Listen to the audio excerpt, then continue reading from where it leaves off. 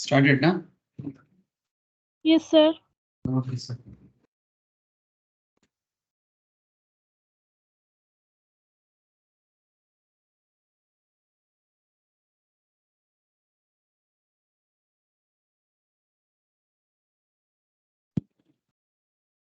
Sir, good evening again to all of you. अच्छा, camera off है.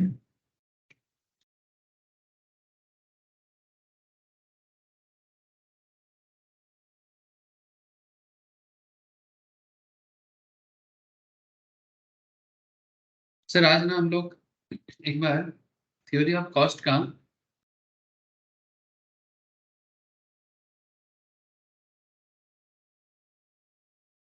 Theory of cost में चल रहा था ना, प्रोडक्शन एंड कॉस्ट में. उसका कॉस्टिंग का एक लास्ट पार्ट है. कॉस्टिंग मैंने थ्योरी ऑफ कॉस्ट है, ठीक है. कॉस्टिंग मैंने कॉस्टिंग सब्जेक्ट नहीं, जो आप लोग normally inter and final level में पढ़ाया जाता है सर. मैं थ्योरी ऑफ कॉस्ट का बात कर रहा हूँ. ऑब्वियसली इसी कॉस्ट से ही कॉस्ट पेपर बना है. कॉस्ट जो सब्जेक्ट है या फिर जो सीएमए का पढ़ाई होता है वो इसी सब्जेक्ट से ही, इसी टॉपिक से, इकोनॉमिक्स का ये जो theory of cost and production है ना, इसके इसी के ऊपर बेस करके ये जो एक कोड से बन गया sir, CMA cost and management account. चलो, अब उतना इंट्रोडक्शन लेवल में और बात नहीं करेंगे. मैं जस्ट डायरेक्टली ना जिस पॉइंट से लास्ट क्लास को कंप्लीट किया था ना, उसी पॉइंट से स्टार्ट करूंगा, ठीक है. तो आप लोग प्लीज एक बार याद करो सर कि प्रोडक्शन एंड कॉस्ट में हम लोग इतना सारा टॉपिक कवर कर दिए और एक छोटा सा टॉपिक बाकी है, that is long run cost function.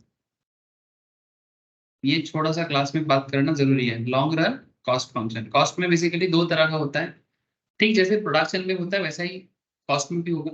Business को दो तरीके से चला जाता है, एक शॉर्ट रन में चलो और एक लॉन्ग रन. जिंदगी की तरह ही है, जिंदगी की तरह ही है sir. Business is like a life. Business equals to life. Life में ना छोटा छोटा स्टेप्स लेना पड़ता है. बड़ा छलांग मार के बिजनेस जिंदगी नहीं चलता. आप बड़ा छलांग नहीं मार सकते, कभी नहीं हो सकता. सर आप कौन होते हो बोलने वाले हैं? कोई साधु बाबा? अरे नहीं सर, ना कोई साधु बाबा हो, ना कोई योगी, ठीक है. एक सिंपल सा टीचर हो, तुच्छ सा जो भी हो. लेकिन इतना मैं आपको बता रहा हूँ, जितना लोग आज के डेट में छलांग मारा है ना सर, वो स्टेप बाय स्टेप करके ही हुआ है. ख्वाब देखना चाहिए बड़ा बनने का, लेकिन बड़ा बनने का ख्वाब छलांग मार के नहीं होता. हनुमान जी एक स्पेशल पावर लिया था, लेकिन उसको भी लेने में उनको तपस्या करना पड़ा था, तब जाके छलांग मार पाए. तो आप भी कर पाओगे कभी ऑब्वियसली, लेकिन उसके लिए आज का तपस्या जरूरी है. तपस्या समझते हो ना, एकदम डिटर्मिनेशन, डेडिकेशन, जो भी हो.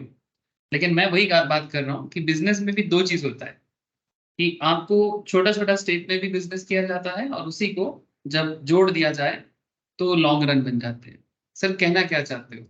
सर मैं जो बोल रहा हूँ कि आपको कोई मैं ना एडवाइस या कोई मोरल स्टोरी नहीं सुना रहा हूँ. मैं जो बता रहा हूँ इसके पीछे कारण है. चलो मैं आपको फटाक से दिखा देता हूँ, नहीं तो आप बोलोगे सर आपका तो काम ही होता है घुमा फिरा के गप्पे मारना. यस सर, यही तो करता हूँ, और काम क्या है? बिल्कुल करता हूँ सर, घुमा फिरा के गप्पेबाजी मारता हूँ, बट रेलेवेंट करना चाहिए ना. तो एक्चुअली आज मैं आपको लॉन्ग रन कॉन्सेप्ट बताऊंगा, और ये लॉन्ग रन कॉन्सेप्ट भी ना इसी कॉन्सेप्ट से डिपेंड करता है. ये देखो सर, कॉस्ट कर्व देख रहे हो, एक short run average cost curve है और एक long run average cost curve है. बिजनेस में ना दोनों तरह का हिसाब होता है. बिजनेस में आपको बार बार बोल रहा हूँ, business short short run version में भी चलते हैं, ठीक है, और बिजनेस लॉन्ग रन वर्जन में भी चलता है. लेकिन directly short run long run नहीं होता. There is no direct connection to long run. Directly long run नहीं होता, बात को समझो. ये जो डायरेक्ट लॉन्ग रन कभी नहीं पॉसिबल है. एक छोटा छोटा शॉर्ट स्टेप से ही बिजनेस में लॉन्ग रन कराते हैं. तो if you understand short run first properly, then you can easily connect the dots. माने उस पर्टिकुलर एक एक छोटा छोटा शॉर्ट रन को जोड़ दो तो वो लॉन्ग रन बनेगा. समझाता हूँ सर, डोंट वरी, इतना प्रेशर मत लो, चीजों को सिंपल रखो,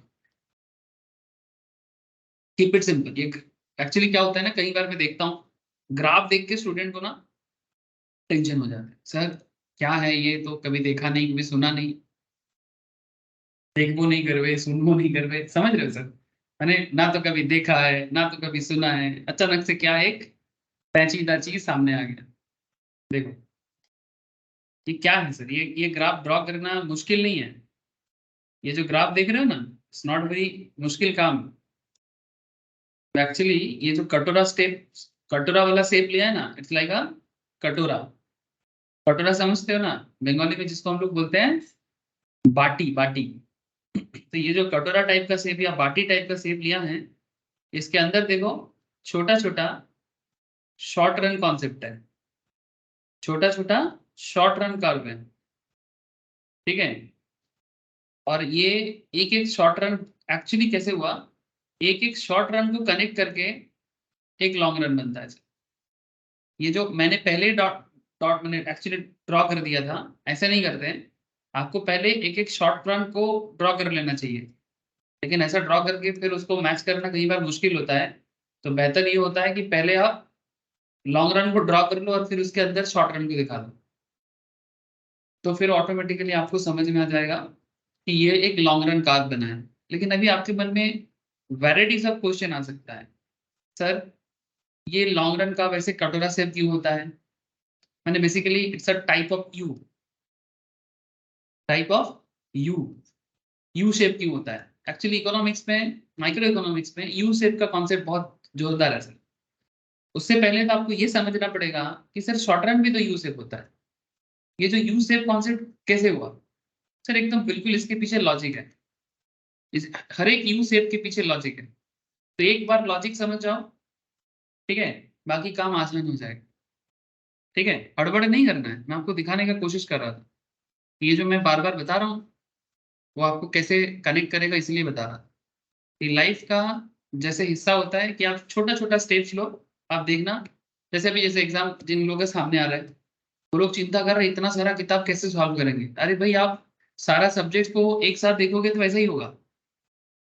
इवन एक एक सब्जेक्ट, जैसे मानो कि आप एग्जाम के लिए इकोनॉमिक्स पढ़ना स्टार्ट करोगे, तो क्या अब तुम डिमांड से लेके मार्केट तक सारा एक साथ पढ़ लोगे क्या?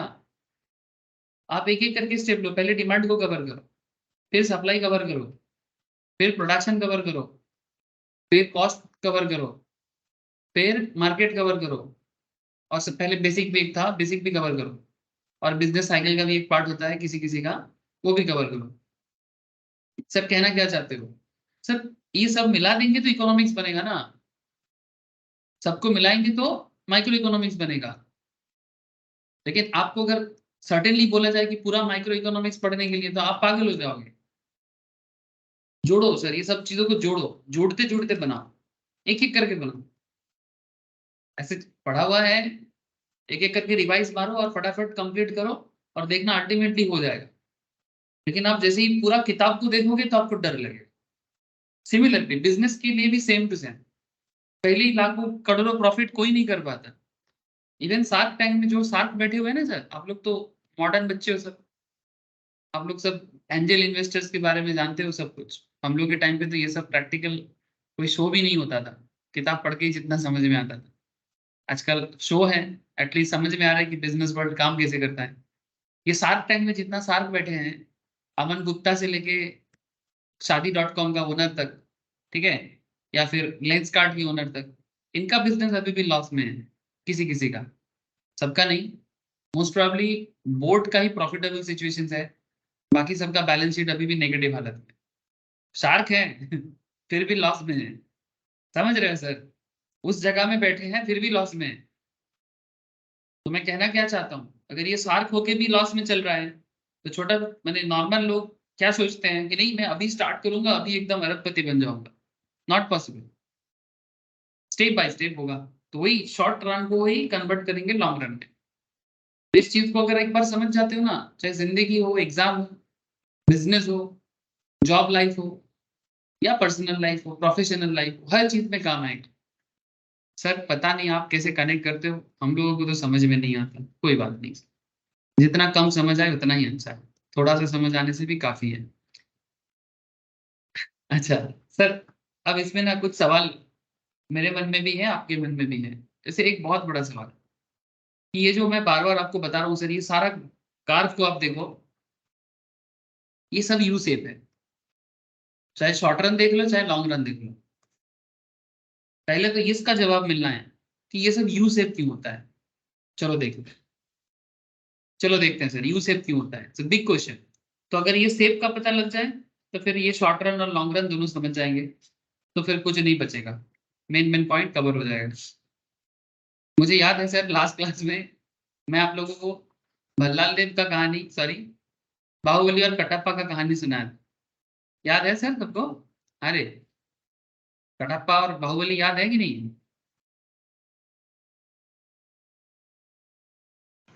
Yes sir. Okay sir, thank you sir. तो आज भी कुछ कहानी देखेंगे, लेकिन आज आप बाहुबली कटप्पा नहीं देखेंगे, कुछ और देखते हैं। जैसे आप लोग एप्पल का ओनर को जानते हो सर?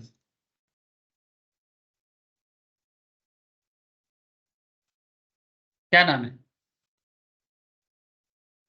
स्टीव जॉब्स, ठीक है, जिन्होंने एप्पल को बनाया था।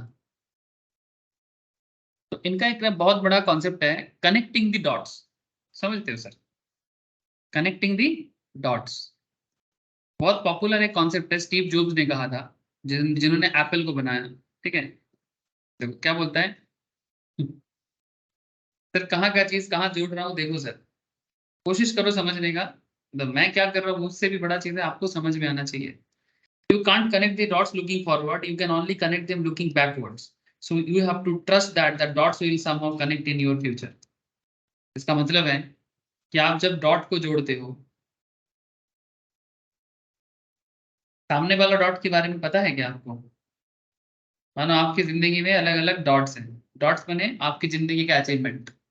केजी स्कूल में कुछ अचीवमेंट किए थे, हाई स्कूल में आके कुछ अचीवमेंट किए हैं, थोड़ा फेलियर भी रहा है। बट अगर फेलियर को बार बार याद करोगे तो शायद मुश्किल हो जाएगा। याद तो करना चाहिए, फेलियर से इंसान सीखते हैं, बट जब मोरल डाउन हो जाता है ना, तो फेलियरिटी नहीं, तब अपनी जिंदगी में क्या क्या आपने अचीव किया उसको देखना चाहिए फेलियरिटी के साथ साथ। ओके, अलॉन्ग विद फेलियरिटी को इग्नोर नहीं कर सकते, लेकिन उसके साथ। तो बेसिकली जब बंदा अपना फ्यूचर के बारे में सोचता है ना, तो स्टीव जॉब्स का एक बहुत बड़ा सा लाइन है सर, कनेक्टिंग द डॉट्स। वही कह रहा है sir, you can't connect the dots looking forward, you can only connect them looking backward. So you have to trust that the dots will somehow connect in your futures, ठीक है। तो जब भी हम लोग डॉट को कनेक्ट करेंगे, मतलब आज हम मानो ये प्रेजेंट डे है हमारा, तो प्रेजेंट डे में हम सोच रहे हैं कि भाई हम कहाँ हैं। तो आप जैसे मानो प्रेजेंट डे में आप एग्जाम प्रिपरेशन कर रहे हो, तो आपको लग रहा है कि प्रेजेंट डे में एग्जाम प्रिपरेशन में आप सब भूल रहे हो, लेकिन आप एक चीज नहीं समझ रहे सर, कि आपने पहले याद किया था। तो जब जब आपने याद किया था उसको डॉट मानो, ठीक है। तो एक एक डॉट को कनेक्ट करो, नहीं मैंने मुझे इससे पहले पढ़ाई हुआ था, मैंने इससे पहले ये अचीव किया था, ठीक है। तो वो जितना भी आपका अचीवमेंट है ना उसको कनेक्ट करो, तो देखना आपका प्रेजेंट समझ में आएगा। तो इसलिए आपको ना हमेशा अपने पुराने दिनों को या पुराने समय को भूलना नहीं चाहिए, उसको डॉट को कनेक्ट करेंगे तो प्रेजेंट का पता लगेगा। तो इन सिंपल मैं यहाँ पर शॉर्ट रन लॉन्ग रन में ही कहना चाहता हूँ कि जिंदगी का एक एक शॉर्ट रन को कनेक्ट करेंगे, एक एक शॉर्ट रन को कनेक्ट करेंगे तो हमें लॉन्ग रन का पता लग जाता है। बहुत सारा तरीका है बात करने का, बस समझ में आना चाहिए। वेरियस एंगल से हम लोग इस चीज को समझ सकते हैं, लेकिन बार बार मैं बोल रहा हूँ समझ में आना चाहिए, ठीक है। ये जैसे आप बोले ना, ये देखो इतना सारा शॉर्ट रन क्या कर रहा है, इतना सारा शॉर्ट रन। हाँ ऑब्वियसली कॉस्ट का एंगल थोड़ा अलग है, लेकिन कनेक्टेड का कॉन्सेप्ट अलग नहीं है। ये जो कनेक्शन मैंने जोड़ा ये अलग नहीं है, लेकिन हाँ कॉस्ट में कॉन्सेप्ट थोड़ा सा अलग होगा, वो आगे आगे पता लग ही जाएगा। अच्छा यू सेव क्यों होता है, इसके पीछे का कहानी मैं 2 मिनट बताता हूँ सर। सर दो बोलते हो, ज्यादा ही करते हो आप, कोई बात नहीं। अच्छा, why are AVC ATC and marginal cost का U shape? Big question of the day, अब बहुत पॉपुलर क्वेश्चन है कि average variable cost, average total cost, या फिर मार्जिनल कॉस्ट। ये जो कार्व हम लोग ऑलरेडी डेवलप करना सीखे हैं, ये यू सेव्ड क्यों होता है? फिर इसके पीछे मेनली जो रीजन है वो है प्रोडक्शन। एक्चुअली प्रोडक्शन के ऊपर ही तो डिपेंड करता है ना। प्रोडक्शन का, प्रोडक्शन के बारे में जब भी बात करते हैं तो कॉस्टिंग सामने आ ही जाता है। तो किसी भी बिजनेसमैन को पूछो, किसी भी बिजनेसमैन को पूछो कि सर जो बिजनेस बनाया है, इवन आपके घर के बगल में अगर कोई पान दुकान भी चलाते हैं ना, उनको पूछो, सक्सेसफुल पान वाला, बहुत बिकता है उनका पान, उनको जाके पूछो कि भाई साहब जब आपने दुकान लगाए थे तब कितना कस्टमर होता था, और तब कितना छोटा था आपका दुकान और कितना ही बड़ा था। तो ऑब्वियसली बोलेगा भाई बड़ा तो नहीं था, छोटा ही था, सामान भी कम था। धीरे धीरे आज ऐसा हो गया कि ढक जाते हैं, दुकानदार को दिखता नहीं है। कोलकाता में जो पान का दुकान चलता है ना, आप अगर बाहर से देखोगे ना, दुकानदार नहीं दिखेगा, क्योंकि छोटा सा जगह है, कॉर्नर वाला पोजीशन होते हैं, चारों तरफ से वो packet product, chips less biscuits, ये सब ना पूरा एकदम चेन की तरह होता है। मतलब समझ जाना, इतना प्रोडक्ट जब दुकान में सजा हुआ है ना, मतलब दुकानदार का अच्छा चलता है, तभी ना कंपनी आके उनको देके जाता है और तभी वो उसको उठाते हैं। तो मैं कहना यह चाहता हूँ कि जब उसने दुकान ओपन किया था ना, तब इतना प्रोडक्ट नहीं था, आज इतना प्रोडक्ट हो गया। तो कहना मतलब इतना ही मैं कहना चाहता हूँ कि जब जब दुकान कोई ओपन करता है, कोई फैक्ट्री चलाना ओपन करता है, तो प्रोडक्शन करता है, और प्रोडक्शन के साथ साथ कॉस्ट आता है। जैसे जैसे प्रोडक्शन बढ़ता है वैसे वैसे कॉस्ट भी बढ़ता है, जैसे जैसे प्रोडक्शन ग्रो करता है वैसे वैसे कॉस्ट भी ग्रो करता है। लेकिन एक सर्टेन टाइम के बाद ना कॉस्ट एकदम मिनिमम लेवल में आता है। जिस टाइम पे मिनिमम कॉस्ट में मैक्सिमम प्रोडक्शन होता है, वही बिजनेस का सबसे सक्सेसफुल टाइम होता है। ध्यान से सुनना बात को। हम लोग पैसा गिनना समझ, मतलब हम सबको ना पैसा गिनना होता है कि भाई पैसा कितना कमाया, लेकिन पैसा कमाने के पीछे का राज नहीं समझना चाहता कोई। पैसा कैसे दिखेगा, एक बिजनेसमैन की कहानी है सर। पैसा दिखने के लिए आपको ये कहानी समझना पड़ेगा। बोलते हैं ना राज छुपा हुआ है, हाँ सर यही राज है। राज क्या है, ये देखो सर, ये देखो sir, simple x axis, y axis, simple graphical presentation. अच्छा, ये जो लोग प्रोडक्शन का क्लास कर चुके हो, मैं डेफिनेटली बोल सकता हूँ कि आपको पता है कि ये ग्राफ क्या है। इसमें तीन ग्राफ है सर, टोटल प्रोडक्शन का, एवरेज प्रोडक्शन का एंड मार्जिनल प्रोडक्शन, जिसमें तीन स्टेज आता है। एक स्टेज 1, एक स्टेज 2, एक स्टेज 3। शॉर्ट रन में, हाँ सर, शॉर्ट रन में।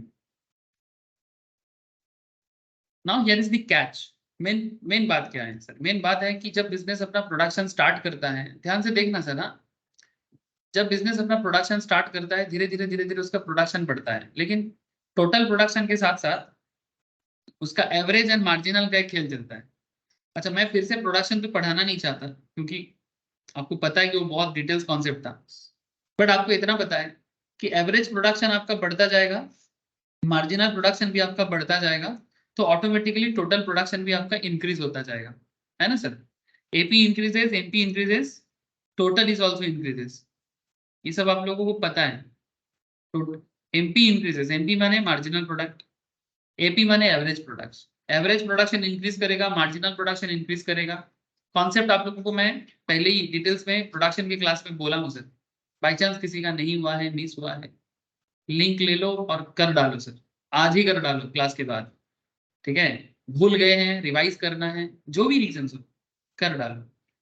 क्योंकि क्या है ना सर, कल बोल के चीजों को फेंक के रखोगे तो वो आपको फेंक देगा टाइम आने पर, ठीक है, इसीलिए बोलता हूँ। तो इधर देखो, आपका प्रोडक्शन बढ़ते जा रहा है, प्रोडक्शन बढ़ते जा रहा है। देखो बिजनेस स्टार्ट हो रहा है ना, प्रोडक्शन बढ़ते जा रहा है, और यही होगा, होना चाहिए। बिजनेस का एक गोइंग कंसर्न कॉन्सेप्ट होता है। बिजनेसमैन हमेशा गोइंग कंसर्न कॉन्सेप्ट के लिए आते हैं। अकाउंटेंसी में आप लोग पढ़ते हो, एक प्रिंसिपल है अकाउंट्स का, कि बिजनेस गोइंग कंसर्न है। दुकानदार कभी भी दुकान इसलिए नहीं खोलता है कि मुझे बंद करना है। मैंने कुछ लोग ऐसे होते हैं, जानते हो ना, काफी लोगों से बातचीत होता है ना स्टूडेंट सेक्टर से, कि सर दुकान तो खोलेंगे, अगर नहीं चला तो ये बंदा बिजनेस नहीं कर पाएगा। मैंने अगर वो मन में पहले ही सोच लिया कि नहीं चलेगा ना, मैंने क्या बोलूं सर, मैं चिंता हो जाता है कि अगर पहले ही आप किसी के मन में चल रहा है कि नहीं चलेगा, तो बहुत मुश्किल है। पहले यही सोचना चाहिए कि चलेगा, हाँ प्रॉब्लम आ सकता है, झेलना पड़ेगा। तो गोइंग कंसर्न कॉन्सेप्ट में आपका प्रोडक्शन पहले बढ़ेगा, नो डाउट। तो जैसे देखो आप, point to be noted sir, आपका प्रोडक्शन बढ़ता जाएगा तो ऑब्वियसली खर्चा बढ़ता जाएगा। मानो आपका किस चीज का फैक्ट्री लगाते हो, चलो एक फैक्ट्री लगाते हैं, एक फैक्ट्री लगाते हैं, चलो फैक्ट्री से धुआं निकल रहा है, अरे वाह। फैक्ट्री में कुछ मशीन लगे, पार्ट्स लगा देते हैं, कुछ इस तरह का, पता नहीं, मेरा ड्राइंग तो बहुत सुंदर है, ठीक है। ये पूरा एक फैक्ट्री है, ठीक है, फैक्ट्री का सेट है। इसमें प्रोडक्शन होगा क्या, चलो मैं एक काम करता हूँ, फूड प्रोसेसिंग कुछ करता हूँ। पश्चिम बंगाल में फूड प्रोसेसिंग का इंडस्ट्री अच्छा हो सकता है, क्यों? क्योंकि पश्चिम बंगाल, आपको पता है वेस्ट बंगाल इंडिया का हाईएस्ट वेजिटेबल प्रोड्यूसर है। पता है तो हाथ खड़ा करो। पश्चिम बंगाल में सबसे ज्यादा वेजिटेबल उगता है सर। सेकंड में बिहार आता है, कंपटीशन बिहार के साथ बहुत है पश्चिम बंगाल का वेजिटेबल उगाने में। Highest vegetable producer in India. तो पश्चिम बंगाल में फूड प्रोसेसिंग यूनिट बना। ऐसे पश्चिम बंगाल का आलू बड़ा फेमस है, ठीक है, पोटैटो, तो चिप्स बनाते हैं। हाँ बोलो सर। तो कोई कुछ कह रहा है? Yes, anyone? किसी का कुछ बात आ रहा था, बोलो सर। नहीं? अच्छा ठीक है, चलो पोटैटो चिप्स बनाते हैं। लेस को, लेस का फैक्ट्री को डुबा देंगे। करोगे सर? दम दिखाओ। सर आप दिखाओ, अरे मैं तो टीचर बनना में बिजी हूँ, आप लोग बिजनेसमैन बनो, मुझे अच्छा लगेगा। पोटैटो चिप्स का फैक्ट्री करना है सर, और लेस को compete करना है। बिल्कुल हो सकता है। तो पोटैटो चिप्स का फैक्ट्री करना है, तो स्टार्ट अपनी फैक्ट्री में देखो, चिप्स का फैक्ट्री है सर। इसमें आपका फैक्ट्री बन रहा है, फैक्ट्री में पोटैटो लाओगे, उसमें मशीनरी लगाओगे, फिर बनता रहेगा। तो जैसे जैसे पोटैटो चिप्स बढ़ता जाएगा, देखो मार्केट नीड है, उसको फुलफिल करना है, तो ऑब्वियस बात है कि कॉस्ट बढ़ेगा। तो शुरू में, point to be noted sir, ये देखो, इधर प्रोडक्शन है, ये आउटपुट जो है प्रोडक्शन का है। इस साइड में एक्स एक्सिस, इस साइड में वाई एक्सिस, ये कॉस्ट का एरिया है। ऊपर प्रोडक्शन चल रहा है, नीचे कॉस्टिंग देख रहे हैं, कॉस्ट अकाउंटेंट। हेलो, समझ में आ रहा है? बस चार्टर्ड भी देख सकता है, ऐसा कोई बात नहीं है। पर नॉर्मली फैक्ट्री लेवल में कॉस्ट अकाउंटेंट का मेन पर्पस फुलफिल होता है। चाहे आप चार्टर्ड अकाउंटेंट हो, चाहे आप कॉस्ट अकाउंटेंट हो, आपका बड़ा रोल प्ले है सर। क्या रोल प्ले है? आपको कॉस्ट को मैनेज करना है। प्रोडक्शन मैनेजर, वो तो बोलेगा भाई और प्रोड्यूस करो, मार्केट डिमांड हाई है, ये है वो है, but you have to manage the cost. वो कुछ भी मांगेगा, प्रोडक्शन मैनेजर है ना, वो बोलेगा हमें ये चाहिए, हमें वो चाहिए। अरे कुछ भी चाहने से थोड़ी हो जाएगा। पैसा क्या एकदम ऐसा थोड़ी है कि ऊपर वाला जब भी दिया एकदम चप्पड़ फाड़ के दिया, नहीं, चप्पड़ फाड़ के किसी को नहीं देता है। चप्पड़ फाड़ के बनाना पड़ता है, it's take time. Shahrukh Khan एक मूवी में बड़ा अच्छा डायलॉग देता है, स्वादेश बोल के एक पिक्चर था, उसमें डायलॉग मारता है, मूवी का डायलॉग है, कहते हैं कोई भी देश परफेक्ट नहीं होता, उसे परफेक्ट बनाना पड़ता है। समझ रहे हो सर? तो एग्जैक्टली कोई भी बिजनेस छप्पड़ फाड़ के बनता नहीं है, उसको बनाना पड़ता है, उसको बनाना पड़ता है। तो ये छप्पड़ फाड़ के बनाना, मैंने ऐसा नहीं कि कुछ अलादीन का चिराग आएगा और आपका इंडस्ट्री खड़ा हो जाएगा और आपके पॉकेट में पैसा का नोट छपेगा, ऐसा नहीं होगा। ये सपने में हो सकता है, हकीकत में नहीं। हकीकत में कॉस्ट को मैनेज करना है। प्रोडक्शन मैनेजर बोलेगा हमें और आलू दे दो, हमें और मसाला दे दो, हमें और पैकेजिंग दे दो, ठीक है, लेकिन आपको कॉस्ट को भी मैनेज करना है। तो प्रोडक्शन मैनेजर देखो एक सर्टेन लेवल तक उसका प्रोडक्शन बनाता बढ़ता जाएगा, बढ़ता जाएगा, बढ़ता जाएगा। तो जैसे जैसे प्रोडक्शन बढ़ेगा स्टार्टिंग में, ये देखो सर, कॉस्ट देखो, कॉस्ट लेवल देखो, ये कॉस्ट लेवल है। कॉस्ट लेवल धीरे धीरे धीरे धीरे पहले ज्यादा रहेगा, ये बहुत ज्यादा है कॉस्टिंग, ये मार्जिनल कॉस्ट है, ठीक है, और ये एवरेज कॉस्ट है, एवरेज टोटल कॉस्ट। तो कॉस्टिंग का लेवल देखो स्टार्टिंग में हाई है, जब बिजनेस बन रहा है, ठीक है, जब बिजनेस में प्रोडक्शन बन रहा है, चिप्स बन रहा है, तब कॉस्टिंग हाई है। एक चीज गौर करो सर, जैसे जैसे ये बढ़ रहा है, इसका ग्रोथ, इसका डिक्लाइन, इसका ग्रोथ, इसका डिक्लाइन। सर ऐसा क्यों? सर ये ग्रोथ के साथ साथ डिक्लाइन का कनेक्शन ऐसा है, कनेक्शन ऐसा है कि बेसिकली ये कॉस्ट को मैनेज करने का एक तरीका है, पर यूनिट कॉस्ट। माने शुरू में ना आपको फिक्स कॉस्ट हाई है, ध्यान से बात को समझना, आपको फैक्ट्री में काफी खर्चा करना पड़ा, मशीन में, जमीन में, लैंड में, बिल्डिंग में। बट समय के साथ साथ आपका जैसे जैसे प्रोडक्शन बढ़ेगा ना, पर यूनिट कॉस्ट कम होगा। मैंने स्टार्टिंग में एक पैकेट चिप्स बनाने में, वन पैकेट चिप्स बनाने में शायद ₹30 खर्चा आ जा रहा है, ₹30। लेकिन आपको मार्केट में इसको सेलेबल रखना है, लेस की कॉम्पीट करना है। अगर हाई कॉस्ट हो जाएगा तो लेस के साथ टिक नहीं पाओगे। इसलिए क्या करना है, धीरे धीरे प्रोडक्शन ग्रो करेंगे तो रॉ मटेरियल का मैनेज ज्यादा अच्छा होगा, और रॉ मटेरियल का मैनेज ज्यादा अच्छा होगा तो ऑटोमेटिकली आपका कॉस्ट में डिक्लाइन आएगा, और एक सर्टेन लेवल आएगा जिस पॉइंट पे मार्जिनल कॉस्ट मिनिमम होगा। मार्जिनल कॉस्ट मिनिमम होगा जिस पॉइंट पे मार्जिनल प्रोडक्शन हाईएस्ट होगा। मैं इसको थोड़ा सा सिंप्लीफाई करता हूँ, मैंने थोड़ा सा इसको साफ करता हूँ। जिस पॉइंट पे मार्जिनल प्रोडक्शन हाईएस्ट, उस पॉइंट पे marginal cost minimum. Minimum cost में ही मैक्सिमम प्रोडक्शन करना पड़ता है। मार्जिनल कॉस्ट यहाँ पर मिनिमम, मार्जिनल प्रोडक्शन इस पॉइंट पे हाईएस्ट।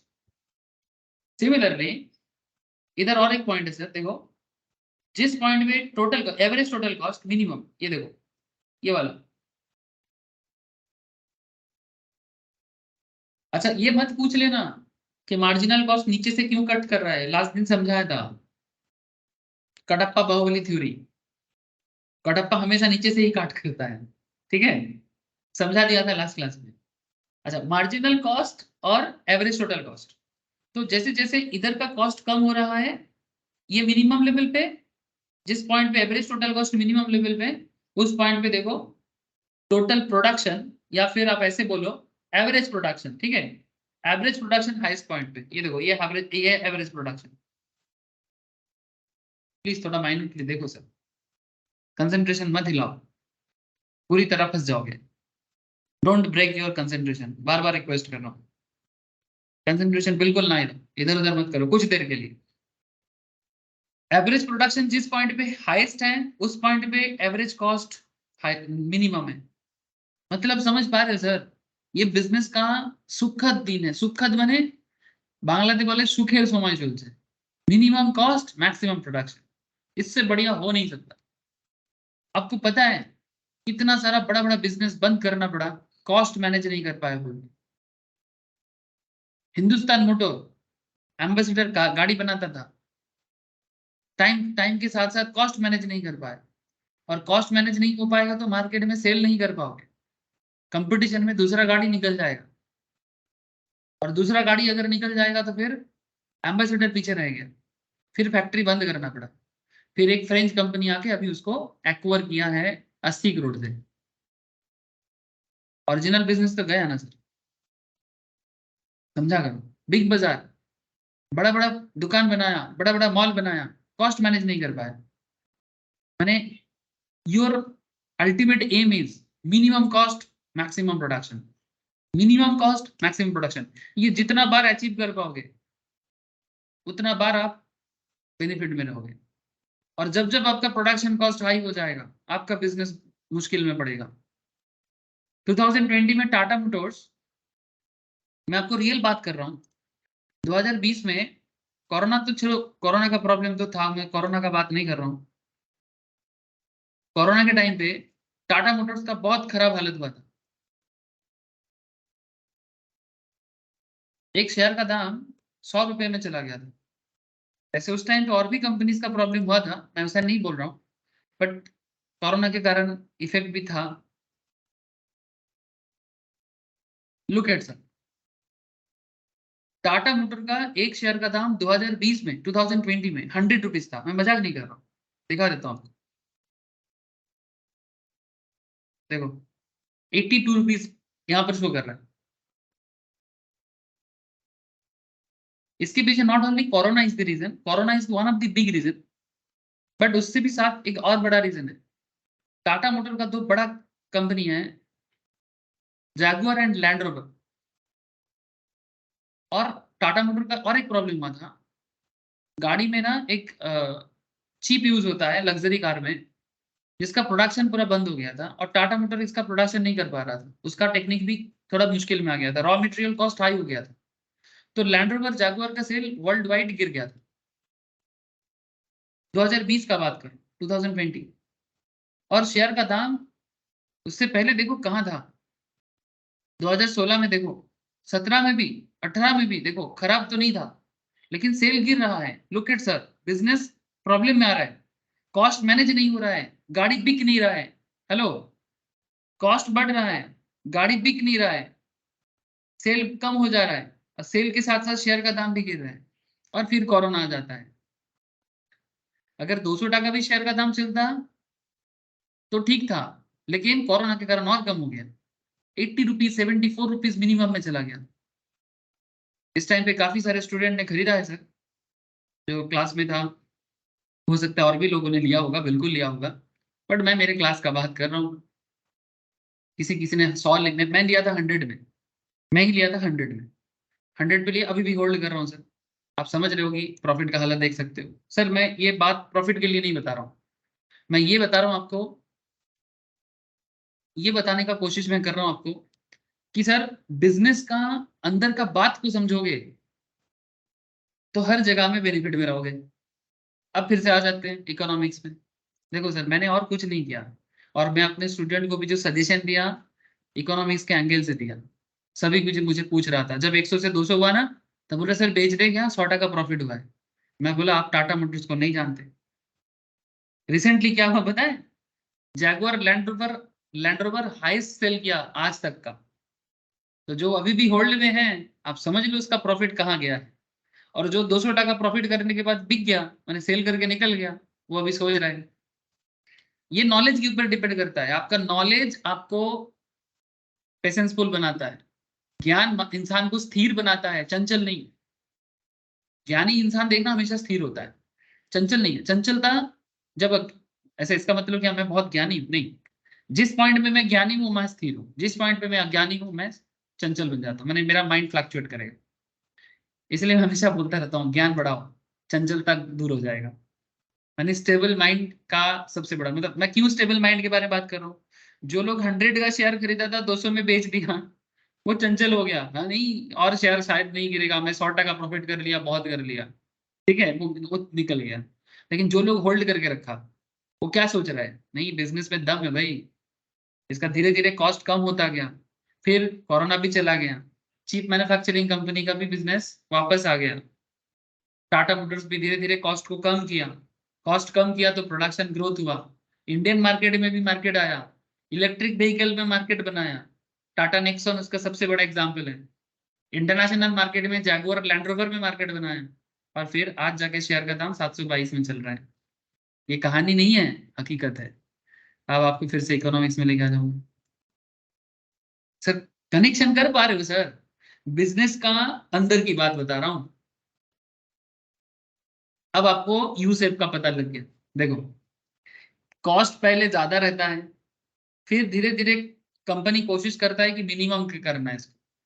लेकिन अब आप बोलोगे सर मिनिमम करने के बाद फिर क्यों बढ़ गया, सर ये एक जर्नी शो किया गया, बेसिकली दिस इज जर्नी। क्या होता है कि अगर कंपनी मिनिमम पॉइंट के बाद मैनेज नहीं कर पाते हैं, तो शॉर्ट रन में क्या होता है कि एक सर्टेन टाइम के बाद कॉस्ट फिर से बढ़ जाता है, होता है सर। तो उसी चीज को शो करने के लिए पहले ज्यादा, फिर कम, फिर ज्यादा, तो ऑटोमेटिकली एक यू शेप ले लेगा, ज्यादा, मिनिमम पॉइंट एंड बढ़ जाएगा। एवरेज टोटल कॉस्ट को देखो, उसका भी वही बात है, ज्यादा, मिनिमम पॉइंट, फिर बढ़ जाएगा। अच्छा देखो एक चीज देखो, जिस टाइम पे कॉस्ट बढ़ रहा है, पॉइंट टू बी नोटेड, जब कॉस्ट इंक्रीज कर रहा है, हेलो सर, जब पॉइंट इंक्रीज कर रहा है, आप प्रोडक्शन को देखे हो क्या, जब कॉस्ट इंक्रीज कर रहा है, आप देखो टोटल प्रोडक्शन हाईएस्ट पॉइंट से धीरे धीरे नीचे गिर रहा है, एवरेज प्रोडक्शन गिरना चालू कर दिया, मार्जिनल प्रोडक्शन गिरना चालू कर दिया। माने सिंपल बात है, कॉस्ट ज्यादा हो जाएगा, बिजनेस लेस प्रॉफिटेबल हो जाएगा, लेस प्रॉफिटेबल होगा तो प्रोडक्शन भी धीरे धीरे कंपनी कट कर देगा। ये एकदम सिंपल उसूल है बिजनेस का, और इसीलिए कॉस्ट का भी यूसेज भी हो जाता है। बोलो, बात समझे कि नहीं?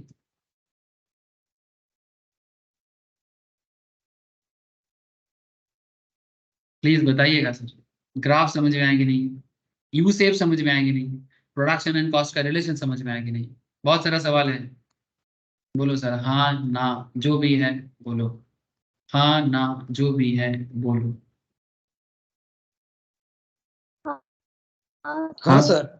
हाँ सर, हाँ सर, ठीक है, तो ये है रिश्ता किसके साथ, ये रिश्ता क्या कहलाता है, ये रिश्ता प्रोडक्शन एंड कॉस्ट को कनेक्ट करता है।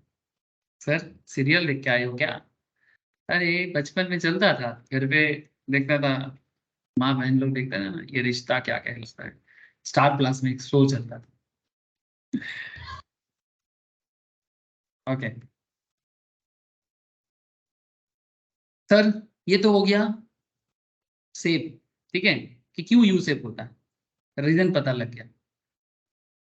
अच्छा अब बात कर लेते हैं लॉन्ग रन का।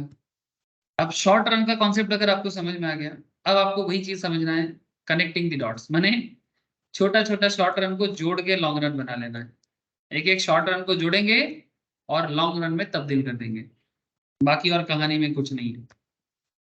बस हाँ थोड़ा बहुत मे भी कुछ पॉइंट मिले आप।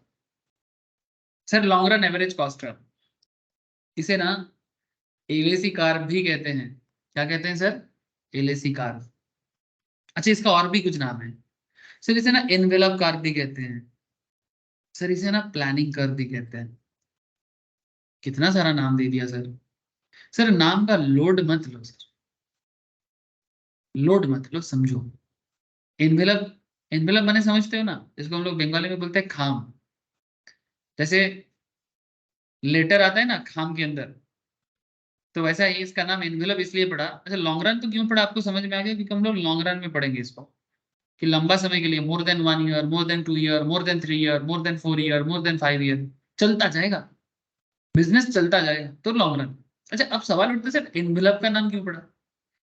काम से नाम का पता लगता है, या तो काम से या तो पिक्चर से, कुछ तो रीजन होगा ना, हर नाम के पीछे कुछ कारण होता है सर, कभी सोचे हो? सर इंसान का नाम, एक जमाना था सर हमारे देश में ना, नाम भी, नामकरण भी बड़ा साइंटिफिक वे में करवाया जाता था। आजकल तो लोगों को पता नहीं है कि क्यों नाम करना है।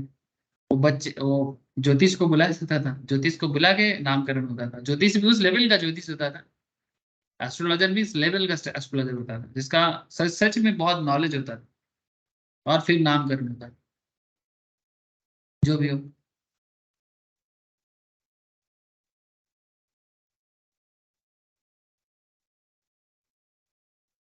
जैसे मेरे को एक चीज बचपन में, आई डोंट नो आप लोग जानते हैं कि नहीं, मेरे मन में एक सवाल आया था। आप लोग नाम सुने हो सर, वेस्ट बंगाल का एक बहुत famous, on that time British era में एक बहुत फेमस एक इंसान थे, समाज सुधारक, रिवॉल्यूशनरी थे, मैंने बेसिकली समाज में बहुत काम किए हैं, ईश्वर चंद्र विद्यासागर, ठीक है। मे भी आप लोगों में से नाम जरूर सुना होगा, ये सब इंसान को हाँ नहीं जाने सर। तो थैंक यू। मैं सोचता हूँ कि विद्यासागर का माँ बाबा उसका नाम रखने के पहले, नाम तो पहले ही रख दिया था सर, विद्यासागर। लेकिन विद्यासागर सच में विद्या का सागर बनेगा, विद्या माने नॉलेज, ठीक है, ये जो सच में नॉलेज, इतना नॉलेजेबल पर्सन बनेगा, ये कैसे हुआ? माने इसको बोलते हैं नामकरण का सार्थकता, इसे बोलते हैं कि नाम भी जैसा काम भी वैसा। हाँ, माँ बाबा ने नाम रखा ईश्वर चंद्र विद्यासागर, बस काम भी वैसा कर दिया, जो भी हो।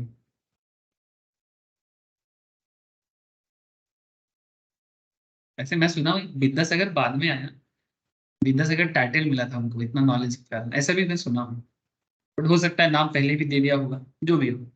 लेकिन ट्राई टू अंडरस्टैंड कहने का मतलब क्या था। तो इसको एनवेलप का क्यों कहते हैं?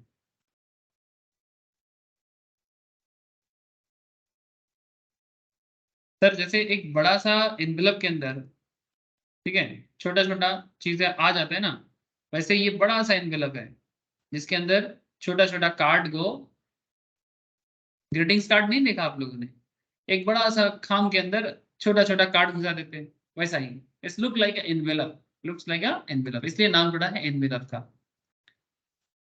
अच्छा अब आप बोलोगे सर इसको प्लानिंग कब क्यों दिया है नाम? सर प्लानिंग कब इसलिए नाम पड़ा है क्योंकि बिजनेस प्लान करके होता है। मैं आपको वही बात बार बार बताने का कोशिश कर रहा हूँ, छोटा छोटा स्टेप्स, उससे बनता है बिजनेस। तो स्मॉल स्मॉल प्लानिंग करके ही एक बिजनेस बड़ा होता है। तो ऐसा नहीं, जैसे यहाँ पर देखो कितना सारा कार्य है, SSC 1, short run average cost of 1, short run average cost of 2, short run average cost of 3, short run average cost of 4, short run average cost of 5, 7, 8, एक एक शॉर्ट रन जब जोड़ दिया तो बन गया लॉन्ग रन। लेकिन डायरेक्टली लॉन्ग रन नहीं बना था sir. It's like Virat Kohli के इनिंग्स की तरह है। देखिए कभी विराट कोहली को खेलते हुए, लास्ट लास्ट टाइम नहीं sir, Virat last time in the sense वो लास्ट 5 ओवर क्या कर रहे हो, नहीं पूरा खेलते देख लो। अगर कभी विराट कोहली को पूरा खेलते देखोगे तो पता लगेगा कि विराट कोहली इनिंग्स को कैसे बिल्ड करता है। विराट का नाम इसलिए इतना ज्यादा है वर्ल्ड क्रिकेट में क्योंकि उसको ना प्लानिंग करके खेलना आता है, एंड दैट्स व्हाई उसको चेस मास्टर भी कहा जाता है, because he knows how to plan. ऐसा नहीं आते ही छक्का लगा दिया, आते ही 4 मार दिया, नहीं सर। एकदम बेसिक रूल पे टिका रहता है विराट कोहली, ऐसे एक पक्का बिजनेसमैन की तरह।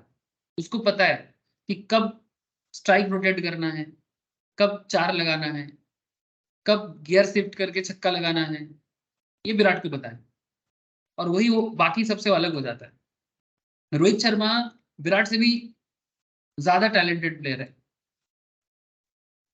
बहुत ज्यादा टैलेंटेड है। विराट कोहली को भी पूछोगे तो वो आंख बंद करके बोलेगा कि रोहित शर्मा के पास इतना एक्स्ट्रा टाइम है कि वो हर बॉलर को, मैंने जैसे विराट कोहली बोलता है कि मैं एक बॉल देखने में जितना टाइम लेता हूँ, विराट रोहित को उसको देखने में उससे भी काफी कम समय लगता है।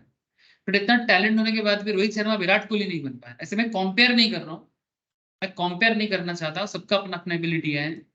बट जस्ट मैं आपको बता दूं कि विराट कोहली मैच को जिता सकता है, फिनिश कर सकता है, रोहित शर्मा का वो एबिलिटी नहीं है क्योंकि उसके पास प्लानिंग अच्छा नहीं है। ये प्रॉब्लम है रोहित का।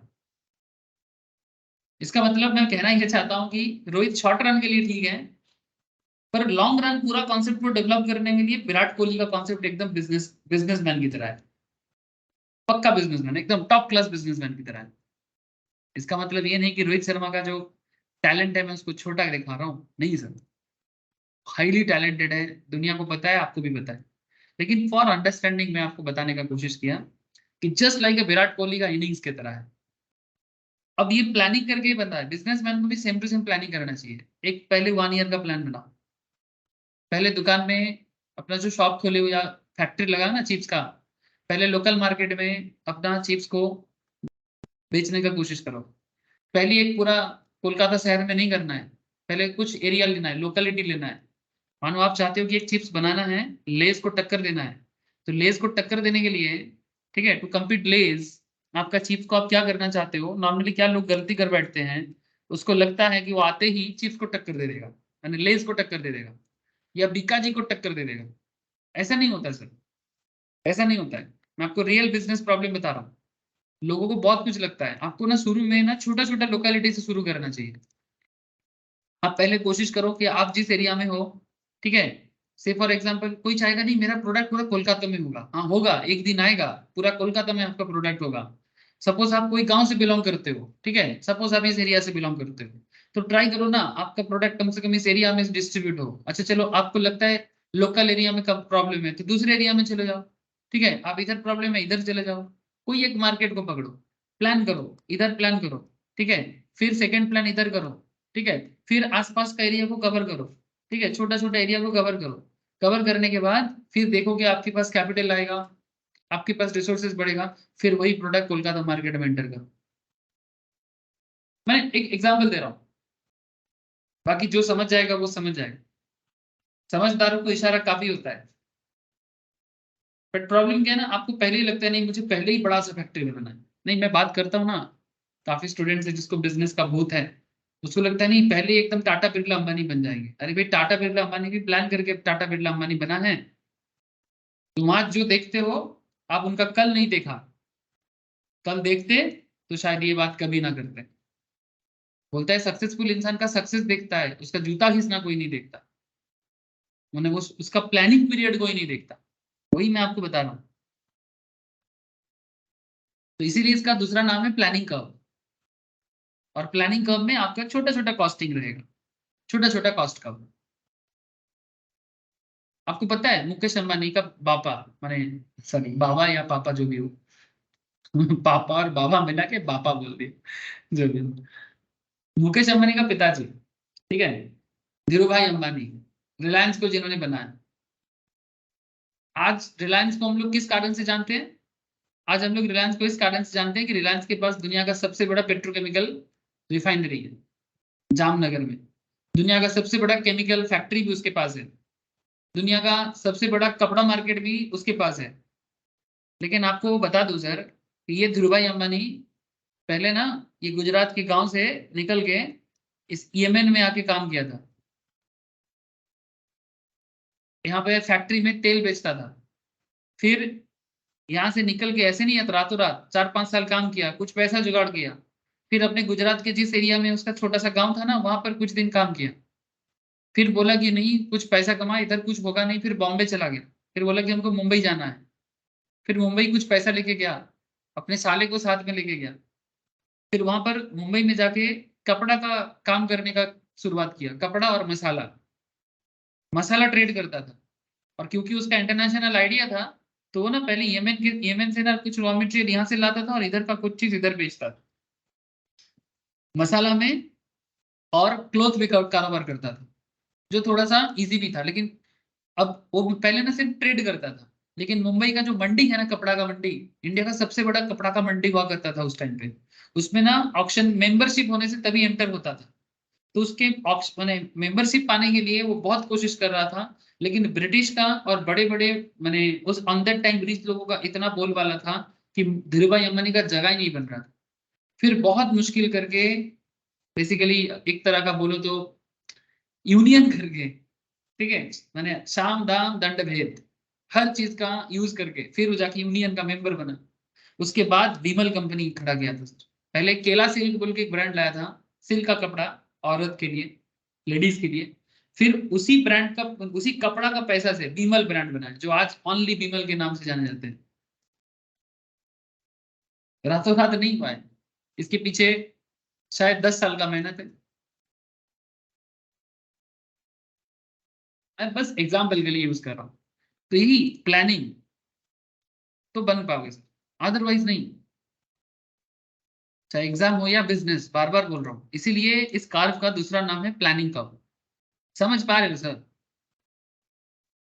देखो, a long run cost curve depicts the functional relationship between output and long run cost of production. A long run cost curve depicts, मैंने बताता है, इमेज देता है, the functional relationship between output and the long run cost of production. Long run cost of production, किसी भी चीज को बनाने का cost. In the long run सारे के सारे इनपुट वेरिएबल हो जाएगा। इनपुट बने land, labour, capital, as well as entrepreneurship, ठीक है, मैंने या फिर एंटरप्रेन्योर, जो भी बोलो आप।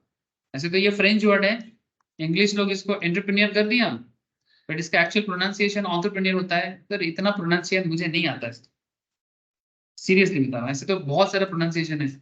जैसे हम लोग बोलते हैं प्लम्बर, है ना, घर पे जो लोग प्लम्बिंग का काम करते हैं, बट बोलते हैं कि ये बी साइलेंट है, बोलते प्लामा प्लम्बर होगा, ऐसे बोलते हैं। अब इतना नॉलेज नहीं है मुझे अब क्या करें सर, मेरे को क्या, किसी को नहीं पता। अब इंग्लिश लैंग्वेज छोड़ो। अच्छा, लैंड, लेबर, कैपिटल, एंटरप्रेन्योर, ठीक है, ये चार मेरा इनपुट है। लैंड का लेबर लगता है, सॉरी गलत बोल दिया। लैंड के लिए क्या क्या लगता है सर, कौन सा कॉस्ट लगता है? रेंट। लेबर के लिए वेजेस का खर्चा, कैपिटल के लिए इंटरेस्ट का खर्चा, और एंटरप्रेन्योरशिप के लिए जो आप प्रॉफिट उठाओगे वो भी तो खर्चा है, बिजनेस के लिए खर्चा है ना। आपका प्रॉफिट बिजनेस का कॉस्ट, आपका प्रॉफिट बिजनेस का कॉस्ट, समझा करो। So rent, wage, interest, profit, ये सब क्या है, लॉन्ग रन में चेंज हो जाएगा। लॉन्ग रन में लैंड का जरूरत चेंज हो सकता है, लेबर का नंबर चेंज हो सकता है, कैपिटल का जरूरत पड़ सकता है, एंटरप्रेन्योरशिप प्रॉफिट भी ज्यादा मांगेगा। तो सिंपल बात है, लॉन्ग रन में सारा फैक्टर चेंज हो जाएगा, वही बता रहे हैं। In the long run all inputs are variable. Short run में एटलीस्ट कोई एक फैक्टर फिक्स रहता है, मे बी रेंट फिक्स रह गया, आपको पता है, पहले भी क्लास में आप लोग पढ़े हो।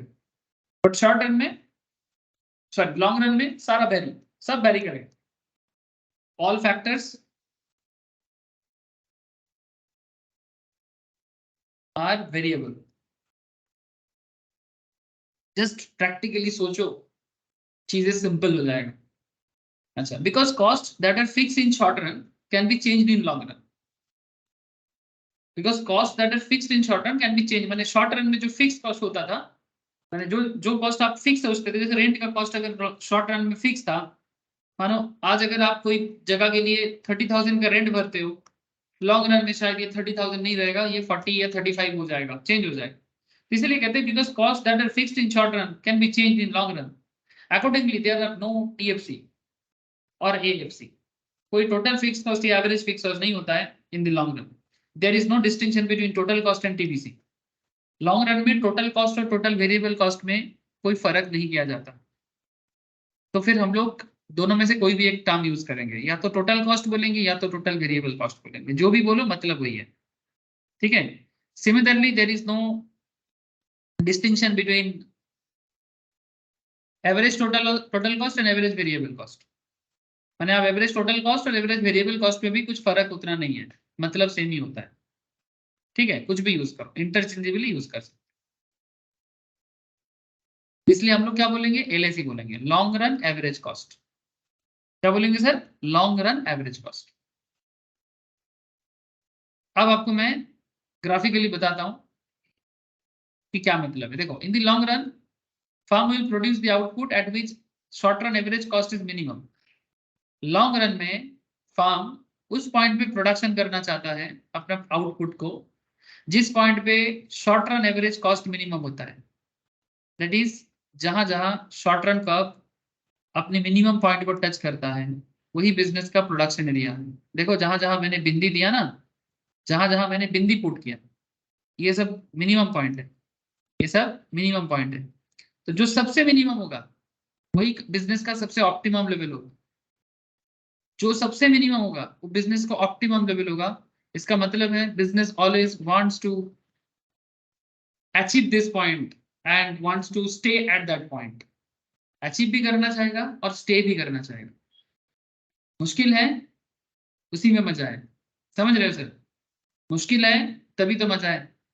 तो it is clear that in the long run firm has choice in the employment of plant. Employment माने चाकरी नहीं दे बाबा। एम्प्लॉयमेंट माने बिजनेस में जितना सारा प्रोडक्शन के लिए जितना चीजें एम्प्लॉय करना है, रिसोर्सेस, ठीक है, ऑल काइंड ऑफ रिसोर्सेस सारा एम्प्लॉयमेंट कर देगा।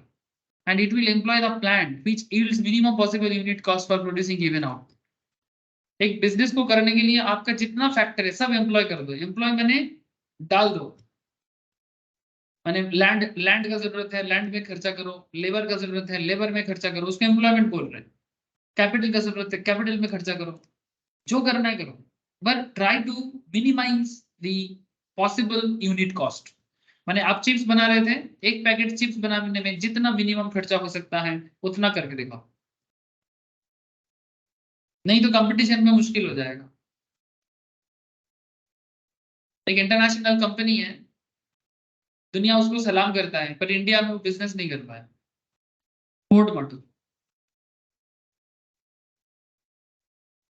इंडिया छोड़कर चला गया, सारा प्लांट किसी को बेच के गया शायद। इंडिया में अभी कोई प्रोडक्शन नहीं होता है फोर्ड का। हाँ, गाड़ी बिक सकता है एक्सपोर्ट इंपोर्ट करके, मैंने इंपोर्ट करके, बट फोर्ड का कोई मैन्युफैक्चरिंग यूनिट अभी नहीं है। क्यों? फोर्ड ने बोला कि इंडियन मार्केट के लिए जो मिनिमम कॉस्ट अचीव करना होता है ना, टाटा के साथ या सुजुकी के साथ, मैंने मारुति सुजुकी के साथ जो पंगा है ना, वो पंगा में वो मुश्किल पड़ रहा है। जो दुनिया में अपना गाड़ी बेच के अपना नाम कमाया है, वही फोर्ड मोटर इंडिया छोड़ के चला गया रिसेंटली 2021-22 में हुआ है। कॉस्ट मैनेज नहीं कर पा रहे। फोर्ड मोटर का कहना है पता नहीं टाटा और मारुति किस तरह से सस्ता में इतना अच्छा गाड़ी, मैंने क्वालिटी कार बेचता है, फोर्ड नहीं कर पाए। बोला कि we don't understand Indian market properly and our technology and engineering don't support us. यानी फोर्ड कहता है कि उसका टेक्नोलॉजी या इंजीनियरिंग का कॉन्सेप्ट कॉस्ट को मिनिमाइज करने में नाकाम है। आज क्या एडवर्टाइजमेंट देख रहा था, BMW ऑटो ला रहा है, पता नहीं सच्चा कि नहीं, बट देख रहा था सर। BMW का ऑटो आएगा, जैसे गाड़ी रास्ते में चलता है ना, TVS ऑटो, बजाज ऑटो, अरे चारों तरफ ऑटो ही तो ऑटो है, वही वाला ऑटो, 3 चक्का वाला। बोलते हैं BMW ऑटो लाएगा। पता नहीं वो AI से बता रहा था कि कुछ ओरिजिनल है कि नहीं, आई डोंट नो, बट ऐसा देख रहा था। और ऑटो तो इंडियन मार्केट में ज्यादा दिखता है। ओके सर, तो आप समझ गए ना कि मिनिमम पॉसिबल यूनिट कॉस्ट में आपको आउटपुट बनाना है। अब ग्राफ को ड्रॉ करना सीखेंगे, प्लीज थोड़ा सा ख्याल करिएगा।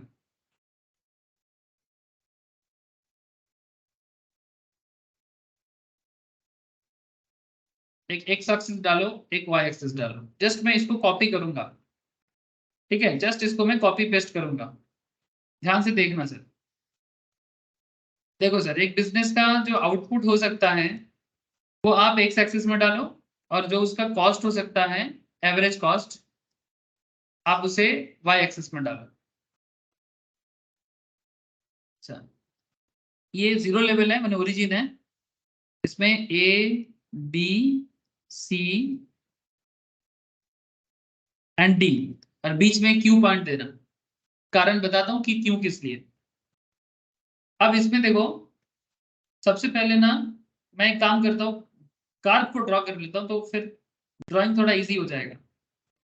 ये जो ए पॉइंट है, इसके लिए मैं एक शॉर्ट रन एवरेज कॉस्ट बनाऊंगा, ठीक है, एक शॉर्ट रन एवरेज कॉस्ट जिसमें मिनिमम पॉइंट ए को टच करेगा, ऐसा एक कार्व बनाना चाहता हूँ, ठीक है। फिर दूसरा एक जो क्यू को मिनिमम लेवल पर टच करेगा, ऐसा एक कार्व बनाना चाहता हूँ सर, क्यू में मिनिमम लेवल आएगा। और एक जो डी को टच करेगा।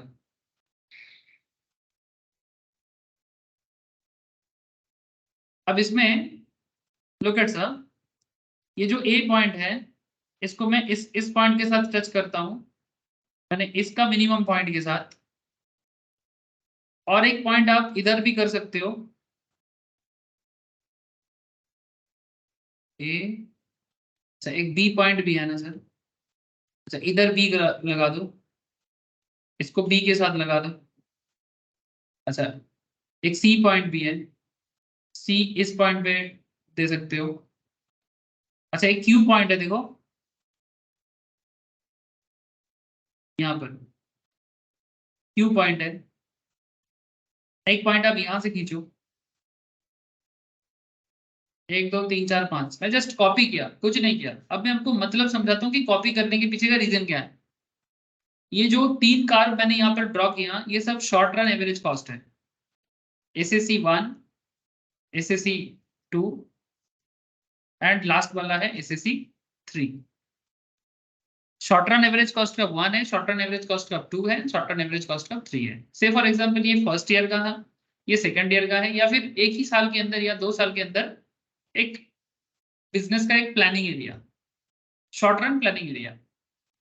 तो पहला प्लानिंग एरिया में अगर आप गौर करोगे, देखोगे ठीक से, तो इसका ए पॉइंट जो है ये थोड़ा हाई है। अच्छा, इसमें भी आप कुछ पॉइंट लगा सकते हो, इसको आप H नाम दे दो। इसके बीच में एक पॉइंट है, इसको Q नाम दे सकते हो। आप नाम अपने मर्जी से दो, कोई दिक्कत नहीं है। इधर J नाम दे दो, इधर आप एक R का नाम दे दो, ठीक है, और ये वाला पॉइंट को C का नाम दे दो। मेन पॉइंट है C एंड Q, तो main point he C and Q, ये जो CQ है ना, यही मेन है। सर क्यों?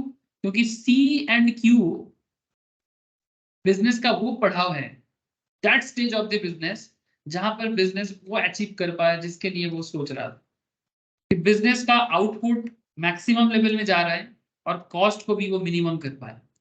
यानी आप चिप्स बना रहे हो मिनिमम कॉस्ट में, और आउटपुट भी हाई हो रहा है,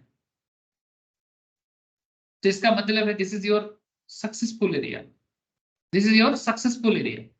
माने ये आपका अचीवमेंट है, optimum achievement, this is your optimum achievement, minimum cost maximum amount. लेकिन डी आपका मैक्सिमम आउटपुट हो रहा था, point be noted, D point में आपका आउटपुट ग्रो कर रहा था। Look at sir, D point काफी इधर है, तो इधर आपका आउटपुट बहुत ज्यादा है, लेकिन कॉस्ट हाई हो जा रहा है। जैसे कि आर में देखो कॉस्ट हाई हो जा रहा है, ठीक है। ए एंड बी में क्या प्रॉब्लम है, ए बी में आपका प्रोडक्शन भी लो है कंपेरेटिवली और कॉस्ट भी हाई है। प्रोडक्शन भी हाई है, कॉस्ट भी हाई है। देखो कहाँ पर एच कहाँ है, कहाँ जे कहाँ एल, बहुत हाई कॉस्ट है और प्रोडक्शन भी उतना नहीं है। डी डी में आप अचीव करना चाहते हो, माने आप नॉर्मली लोगों का क्या होता है और प्रोड्यूस करें और प्रोड्यूस करें, पर डी में प्रॉब्लम क्या है कि प्रोडक्शन तो बढ़ेगा लेकिन कॉस्ट बढ़ जाएगा। कुछ ना मे बी मशीन का प्रॉब्लम है, मे बी लेबर का खर्चा बढ़ जाएगा, मे बी कैपेसिटी उतना नहीं है, मे बी मशीन पुराना हो गया, इतना नहीं कर सकते, करेगा तो खर्चा बढ़ जाएगा। तो बेस्ट इज दैट ज्यादा ज्यादा के चक्कर में कॉस्ट को ना गवा दो, ज्यादा प्रोडक्शन के चक्कर में कॉस्ट को मैनेज करना ना भूल जाओ सर। जैसे बिग बाजार ने किया, बिग बाजार ने क्या गलती कर दिया बोलो तो, बड़ा बिजनेस है, गलती हो जाता है पर वो मैनेज नहीं कर पाया। स्टोर पे स्टोर खुलता गया, स्टोर पे स्टोर खुलता गया, रेंट अभी हाई, कुछ खरीद भी लिया, ज्यादा इसके चक्कर में कॉस्ट कट करना भूल गए, ज्यादा के चक्कर में कॉस्ट कट करना भूल गए, और क्योंकि कॉस्ट नहीं काट कर पाया सर्वाइवल इश्यूज हो गया, और लास्ट में कोरोना आ गया, लोन का बर्डन हो गया, सेल गिर गया, ऑनलाइन आ गया, और इतना बड़ा बिजनेस बंद करना पड़ा। रिलायंस के पास 30,000 25,000 करोड़ में सेल करना पड़ा। तो C is the perfect point जहां पर production may be not very high but it's very मैंने in a higher side, not very high but in a higher side, ठीक है। तो इसी में खुश रहो सर, डी के चक्कर में खर्चा ना बढ़ा दीजिए, डी को अचीव करने के चक्कर में खर्चा ना बढ़ा दीजिए, खर्चा बढ़ जाएगा तो मार्केट लॉस हो जाएगा, खर्चा बढ़ेगा तो प्रोडक्ट का कॉस्ट बढ़ जाएगा, प्रोडक्ट का कॉस्ट बढ़ जाएगा तो फिर कंपटीशन में मुश्किल हो जाएगा, प्रॉफिटेबिलिटी इश्यूज आ जाएगा। इसलिए ज्यादा के चक्कर में मैनेजमेंट इश्यूज ना हो जाए, that's why cost is very important. तो C is that point of cost जहां पर मिनिमम कॉस्ट हो रहा है क्यू पे, and C is that point जहां पर एसएससी काम में आप मिनिमम खर्चा में मैक्सिमम प्रोडक्शन कर पा रहे हो, बल्कि डी मैक्सिमम है पर डी में खर्चा बढ़ जाएगा। This is the point. Hello, समझे कि नहीं?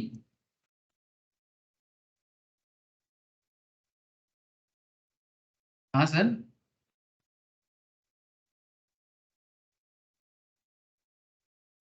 अरे बोलो सर, हाँ या ना, समझा कि नहीं? Yes sir. Yes sir.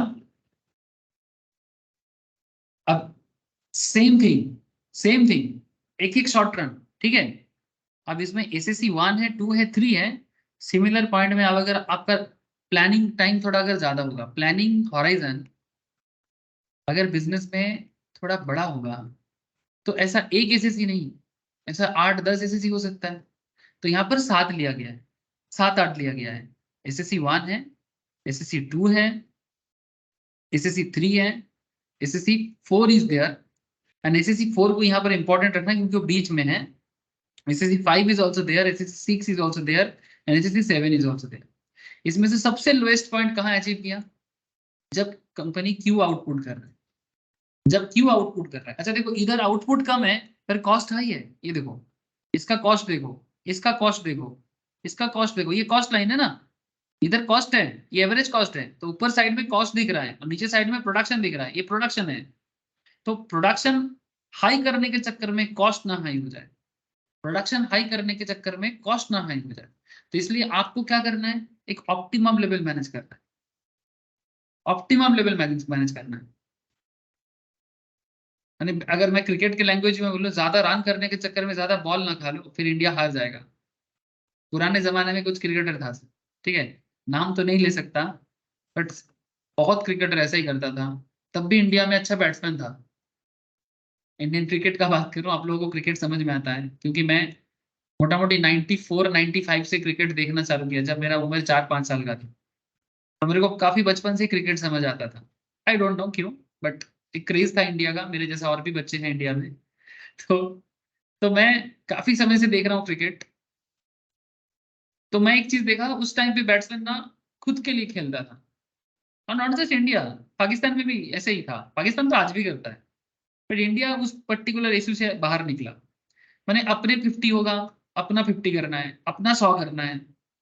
100 के पास आके बैट्समैन कम से कम 20 बॉल खेल लेता था एक रन के लिए। और उस टाइम पे सिलेक्टर भी ऐसा था, 100 नहीं बनाओगे तो सिलेक्शन नहीं होगा, और एक 100 आने में समय लगता है। और इंडिया जीते हारे फर्क नहीं पड़ता, पर्सनल गेम चलता था। आजकल ऐसा नहीं है, आजकल चेंज हो गया। आजकल टीम के लिए खेलता है। ये बदलाव है सबसे बड़ा इंडियन क्रिकेट में, जो इंडियन टीम को पहले से इतना सक्सेसफुल बनाया रेगुलर बेसिस में। तो आप समझ रहे हो कि सर, मैंने एक, मानो आप 90 में पहुंच गए अच्छे टाइम पे, ठीक है, आप 90 90 से 100, 90 बनाया 80 बॉल में, और 90 से 100 में जा रहे हो, बीच में 20 बॉल खा लिया आपने। माने क्या हो रहा है ना सर, कॉस्ट बढ़ जा रहा है प्रॉफिट करने के चक्कर में, हाई प्रोडक्ट, हाई रन करने के चक्कर में, हाई प्रोडक्शन के चक्कर में। तो ये डब्ल्यू वही चीज है, ये डब्ल्यू बिजनेस के लिए वही चीज है। ज्यादा के चक्कर में खर्चा बढ़ जाएगा तो बिजनेस लॉस में चला जाएगा। इसको अवॉइड करना चाहिए, इसको अवॉइड करना है, सेल्फिश नहीं होना है। ठीक है। तो यहाँ पर भी ये जो एसएससी 4 था, उसका जो मिनिमम पॉइंट जिसको यहाँ पर पी से डिनोट किया, आप अपने नाम दे दो सर, उसमें कोई दिक्कत नहीं, आप अपने हिसाब से नाम दे सकते हैं। ये जो यहाँ पर बोला है ना, ये सब बस वही नाम धाम दिया है और कुछ नहीं, नाम धाम दिया है। जैसे ओ क्यू आउटपुट, क्या बोलेंगे sir, O Q output is the optimum output level and P Q is the optimum cost. P Q is the optimum cost, O Q is the optimum output, जिसमें कंपनी मिनिमम कॉस्ट में maximum output कर रही है। ये होता है planning का। इसको बोलते हैं लॉन्ग रन एवरेज कॉस्ट का। इसको बोलता है,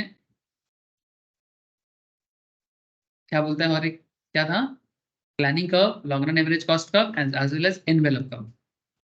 ठीक है। यू शेप क्यों होता है वो भी बहुत इंपॉर्टेंट है सर, वो भी मैं आपको बता दिया हूँ कि क्यों यू शेप होता है। अच्छा, कुछ और दो चार बातें सुन लो,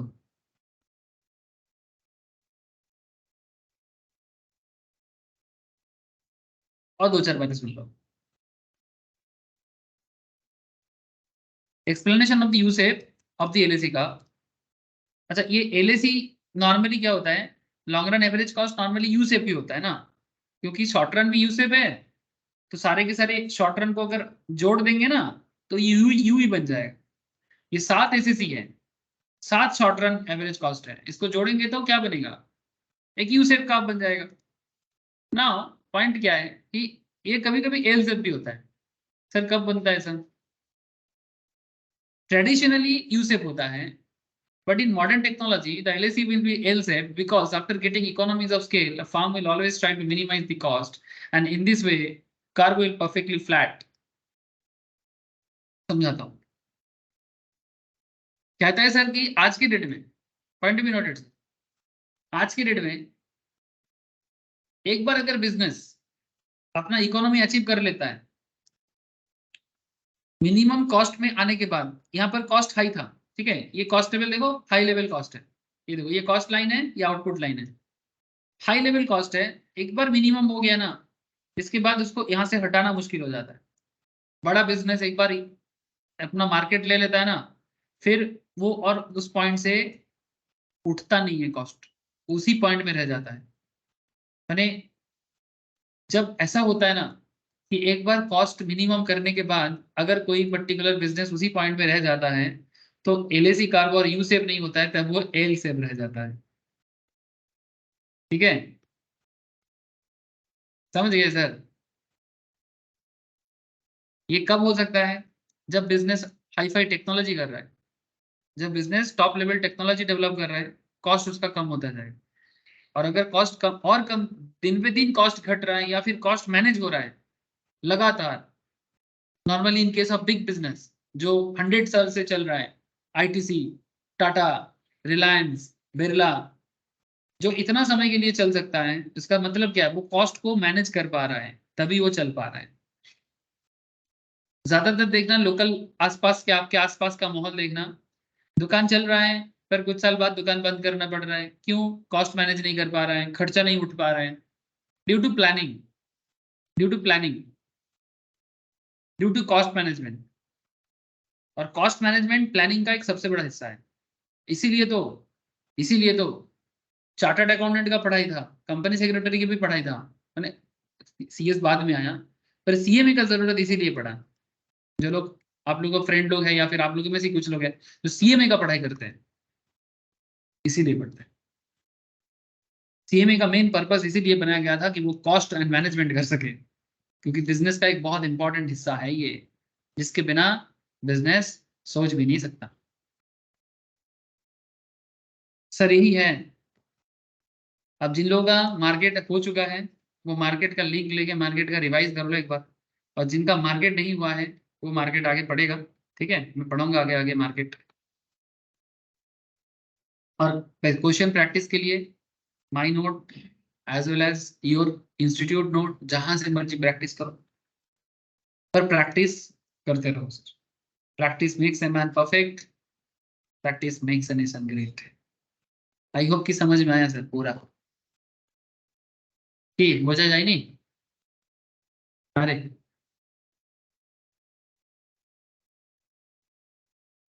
क्रिश, हाँ कुणाल, सर। साहिल, सोमनाथ, शुभंकर, सुमित, हाँ सर। तनु, तुषार। हाँ सर। हाँ सर। Okay sir.